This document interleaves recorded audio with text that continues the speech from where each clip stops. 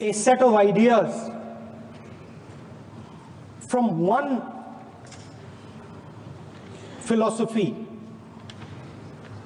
of our nation, one central philosophical set of ideas of our nation. When we look at the Constitution and we open the Constitution, we can hear the voice and the ideas of Ambedkar, of Mahatma Gandhi, of Jawaharlal Nehru. But where did those ideas come from? Those ideas came from an old, profound tradition in this country. Those ideas came from Shiva, from Guru Nanak, from Basavana, from Buddha, from Mahavir, from Kabir, from a list of people. So when we speak of the Constitution and we show the Constitution, of course it is a document of modern India, but it could never have been written without ancient India and her ideas. So when we look at this Constitution, we remember this list of people, all different variations on the same idea. And in front of us stand the people who follow a very different philosophical tradition. And I want to start my speech by quoting what the supreme leader, not of the BJP, but of the modern interpretation of the ideas of the RSS has to say about the Constitution of India and about how he thinks India should be run. The worst thing about the Constitution, the worst thing about the Constitution of India is that there is nothing Indian about it. Manusmriti is that scripture which is most worshipable after Vedas for our Hindu nation, and from which our ancient times have become the basis of our culture, customs, thought, and practice. This book, for centuries, has codified the spiritual and divine march of our nation. Today, Manusmriti is law. These are the words of Savarkar. Mr. Savarkar has clearly stated in his writings that there is nothing Indian about our Constitution. He has clearly stated that the book India is run by should be superseded by this book. And this is what the fight is about. Now, it's nice that all of you are so-called defending the Constitution. But I want to ask you, do you stand by your leader's words? Yes. Do you support your leader's words? Because when you speak in Parliament about protecting the Constitution, you are ridiculing Savarkar. You are abusing Savarkar. You are defaming Savarkar. I'd like to quote also in Hindi. Bharat के संविधान के बारे में सबसे बुरी बात तो यह है कि इसमें कुछ भी भारतीय नहीं है।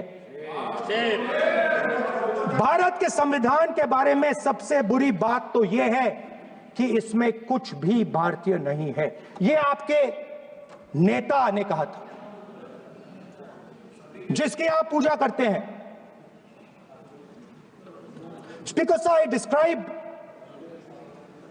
in my first speech the idea of a battle taking place. I described the Mahabharata, described Kurukshetra. There is a battle taking place today in India. And on this side, are the defenders of the idea of the Constitution. And from each state we have one. If you ask us Tamil Nadu, we will tell you Periyar. If you ask us Karnataka, we will say Basavana. If you ask us Maharashtra, we will say Phule ji, Ambedkar ji. If you ask us Gujarat, we will say Mahatma Gandhi. आप speaker को You praise these people. You praise these people hesitatingly because you have to. But the truth is that you want India to be run the way it used to be run. जैसे हिंदुस्तान पहले चलाया जाता था, वैसे ही आप हिंदुस्तान को चलाना चाहते हो। मैं बता रहा हूं, आ रहा हूं। पेशेंस रखिए थोड़ी, इतना एक्साइटमेंट नहीं होना चाहिए। स्पीकर सर, जब मैं छोटा था दिल्ली में, स्पीकर सर, दिल्ली के चारों ओर जंगल हुआ करता था। जो आज यहां रहते हैं उनको ताज्जुब होगा कि एम्स के बिल्कुल बगल में जंगल शुरू होता था। जहां रेलवे म्यूजियम है वहां पे जंगल शुरू होता था। वैसे ही जंगल में, दोनों नॉर्थ और साउथ, वैसे ही जंगल में हजारों साल पहले एक युवा, 6-7 साल का युवा, हर रोज सुबह उठ के 4 बजे उठ के,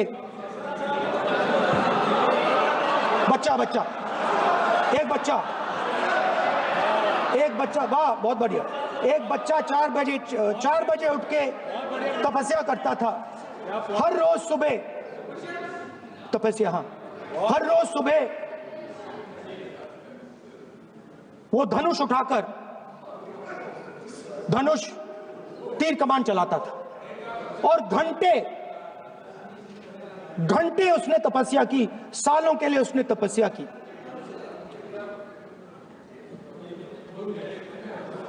पास लोगों को पता लगने लगा कि लड़का है। यही तो आप नहीं समझ सकते हो, यही तो प्रॉब्लम है। धनुष में तपस्या है, मनरेगा के काम करने में तपस्या है। तपस्या का मतलब शरीर में गर्मी पैदा करना, समझिए। हाँ, तब का ये मतलब है, तपस्या का ये मतलब है। तो ये तपस्या कर रहा था, लोगों को पता लगा और वो गुरु के पास गया। लड़के का नाम एकलव्य था और वो गुरु के पास गया और उसने कहा, गुरु द्रोणाचार्य जी,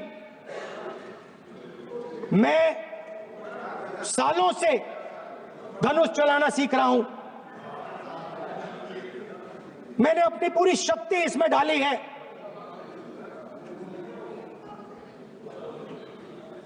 आप मेरी मदद कीजिए, आप मेरे गुरु बनिए। द्रोणाचार्य जी ने एकलव्य को कहा कि आप ऊंची जात के नहीं हो,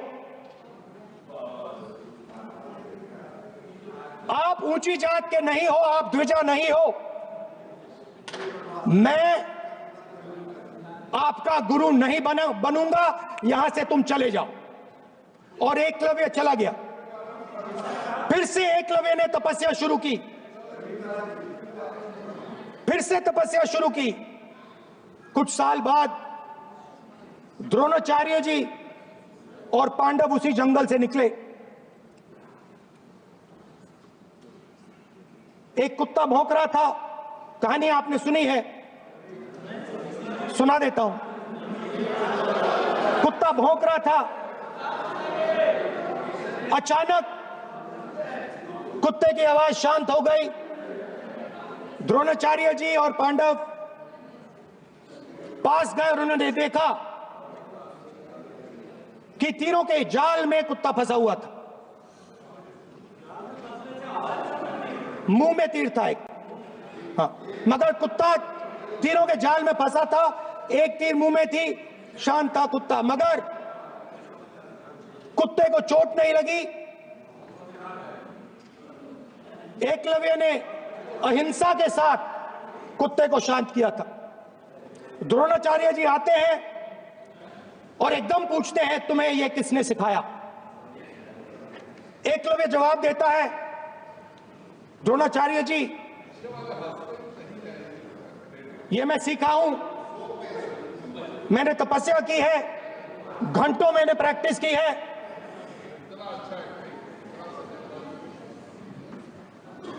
आपने मुझे गुरु बनने से मना किया था, तो मैंने एक मूर्ति, मट्टी की मूर्ति सामने रखी और मैंने प्रैक्टिस की और मैं सीखा। द्रोणाचार्य जी खुश नहीं हुए। द्रोणाचार्य जी ने एकदम कहा, तुम्हें मुझे गुरु दक्षिणा देनी है।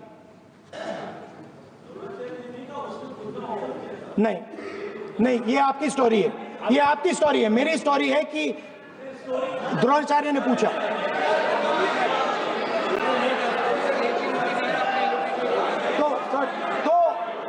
तो द्रोणाचार्य जी ने, Sir, the PM will not speak. You have to understand. If you are not giving order, Prime Minister has to speak. That's what you want to. If you are not giving protection, if you are not giving protection to LOP, then Prime Minister has to speak here. I will tell you. We will be very clear. ठीक है sir. माननीय सदस्य, आपको मैंने कई बार कहा, आप धमकी शब्दों में